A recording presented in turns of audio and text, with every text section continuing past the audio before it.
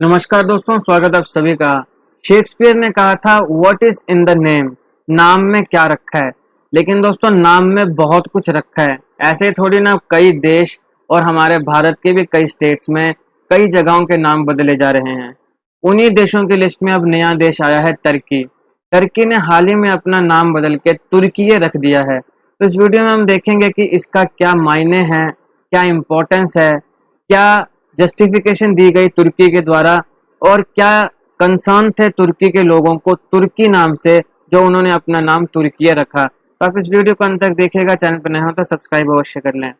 तब United nation में तुर्की को ऑफिशियली तुर्की नाम से जाना जाएगा। इस डिसीजन को लिया गया जब ये इंटर गवर्नमेंटल बॉडी जो है ये एग्री हुई फॉर्मल रिक्वेस्ट जो कंट्री ने करी थी, यानी तुर्की ने करी थी अपने नाम चेंज करने के लिए। तो वो नाम चेंज करने की जो रिक्वेस्ट थी उसको एग्री किया गया और अब इसको ऑफिशियली चेंज कर दिया गया तुर्की से। तो यूनाइटेड नेशन ने ये रिक्वेस्ट रिसीव करी थी मई 2022 में अंकारा से। अंकारा जो है वो क्या है, कैपिटल है तुर्की या अभी हाल ही में तुर्की की। अब देखो ये जो यूनाइटेड नेशन ने इस नाम को एक्सेप्ट कर लिया है, इसका मतलब ये हुआ कि अब सिमिलर जो बॉडीज हैं और जो बाकी इंटरनेशनल ऑर्गेनाइजेशंस है वो सारी भी इस प्रोसेस को शुरू कर देंगी नाम को बदलने का, और हर जगह तुर्की की जगह तुर्की नाम जो है वो आपको देखने को मिलेगा। यूनाइटेड नेशन की जितनी भी ऑर्गेनाइजेशन है उन सारों के हेडक्वार्टर्स को मैंने कवर किया है एक सेपरेट वीडियो में। बहुत इंपॉर्टेंट वीडियो है, अगर आप चाहें तो जरूर देखिएगा, लिंक मैं डिस्क्रिप्शन में दे दूंगा। ये जो इसको नाम बदलने की प्रोसेस थी ये स्टार्ट हुई थी 2021 में। लेकिन अब सवाल है कि यही नाम क्यों। देखिए तुर्की के लोगों और तुर्की की जो गवर्नमेंट है उसकी ये जस्टिफिकेशन है, उसका ये कहना है कि तुर्की नाम जो है ये रिप्रेजेंट करता है और एक्सप्रेस करता है टर्किश नेशन का कल्चर, सिविलाइजेशन और वैल्यू। तो तुर्की के लोगों की, तुर्किश देश की जो कल्चर है, जो सिविलाइजेशन है, जो वैल्यूज हैं, उनको सबसे अच्छे ढंग से, अच्छे तरीके से, बेस्ट वे में रिप्रेजेंट करता है तुर्की, ना कि टर्की। अब लोकल लोग जो हैं वो तो अपने देश को तुर्की ही कहते हैं या कहते थे। पहले से ही लोकल लोग जो हैं तुर्की के वो अपने देश को तुर्की ही कहते हैं। लेकिन इंटरनेशनली इसको जो है नाम जो है वो टर्की रखा गया। इसका एंजिलाइज्ड वर्जन जो है तुर्की उसको अडॉप्ट किया गया। एंजिलाइज्ड वर्जन का मतलब होता है कि एक जो इंग्लिश प्रोनाउंसिएशन है, ठीक है, मतलब जो अंग्रेजों ने जो चीज समझी या अंग्रेजों ने जो प्रोनाउंसिएशन दी, समझ आ गई बात, उसको बोला जाता है एंजेलाइज्ड वर्जन। तो अपने लोग तो तुर्की ही बोल रहे हैं, लेकिन दुनिया जो है उन्होंने इंटरनेशनली जो है एंजेलाइज्ड वर्जन इस नाम का तुर्की इसको अडॉप्ट किया था। अब देखो ये जो तुर्की नाम है इसको तब अडॉप्ट किया गया जब कंट्री इंडिपेंडेंट हुई 1923 में।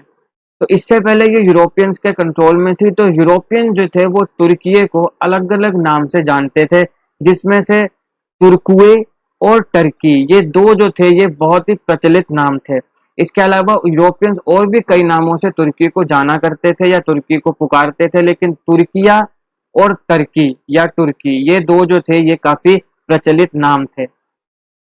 लेकिन सरकार जो थी तुर्की की वो खुश नहीं थी, खासकर जब तुर्की को गूगल सर्च किया जाता था।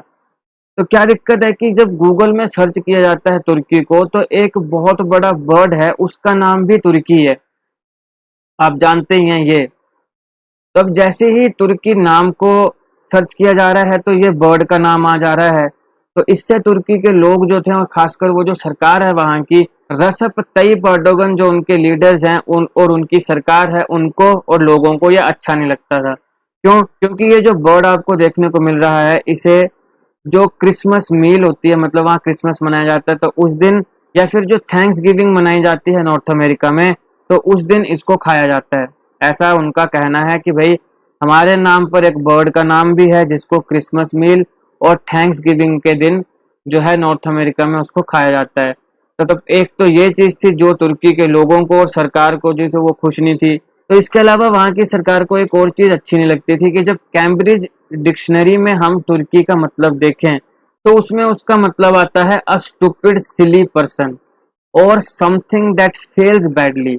एक स्टूपिड सा जो सिली सा पर्सन है वो उसको नाम दिया गया है कि तुर्की का मतलब ये है, तुर्की की डेफिनेशन ये है कि एक बहुत ही स्टूपिड और सिली पर्सन है।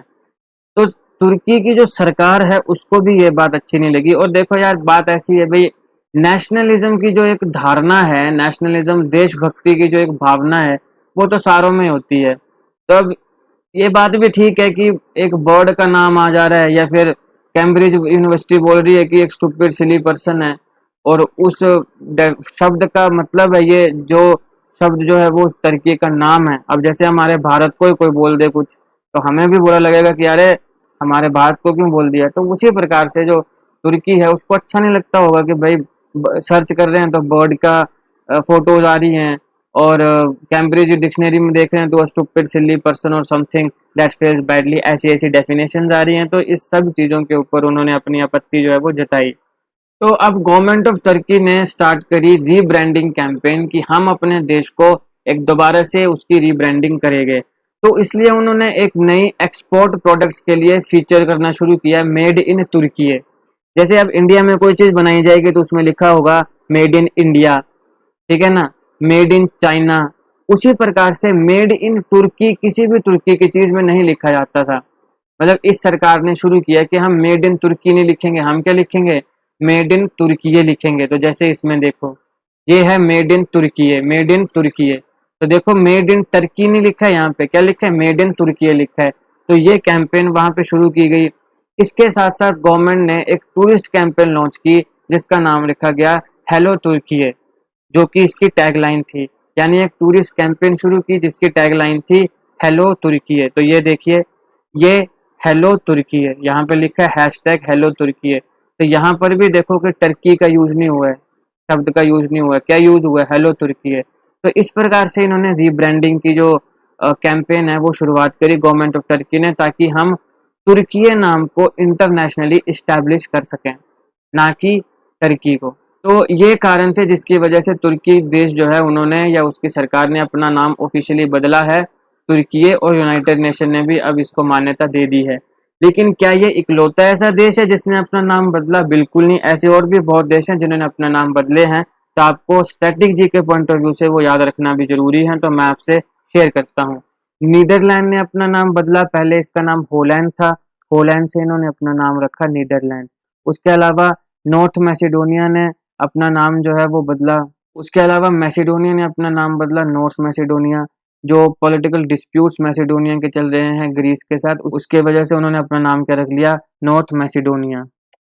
उसके अलावा ईरान जो है उसका पहले नाम पर्शिया था, पर्शिया से उन्होंने अपना नाम ईरान बदला 1935 में। फिर जो थाईलैंड देश है उसका पहले नाम सियाम था, तो सियाम नाम बदल के उन्होंने थाईलैंड रखा। इसके साथ साथ जिम्बाब्वे, जिम्बाब्वे का पहले नाम रोडेशिया था, रोडेशिया से उन्होंने अपना नाम बदल के जिम्बाब्वे रखा। तो इस प्रकार के कुछ देश हैं जिन्होंने अपने नाम बदले हैं, पहले कुछ और थे अब कुछ और हैं। तो स्टैटिक जी के पॉइंट ऑफ व्यू से आप इसको याद रखें। एक बार फिर देखते हैं, पोलैंड ने अपना नाम बदल के नीदरलैंड रखा। मैसेडोनिया का ग्रीस के साथ जो पॉलिटिकल डिस्प्यूट चल रहा है इसकी वजह से उन्होंने अपना नाम नॉर्थ मैसेडोनिया रखा। ईरान का पहले नाम था पर्शिया, इन्होंने 1935 में अपना नाम ईरान रखा। सियाम पहला नाम था थाईलैंड का, सियाम बदल के थाईलैंड उन्होंने अपना नाम रखा। और रोडेशिया पहले नाम था जिम्बाब्वे का, तो रोडेशिया से बदल के जिम्बाब्वे उन्होंने अपना नाम रखा।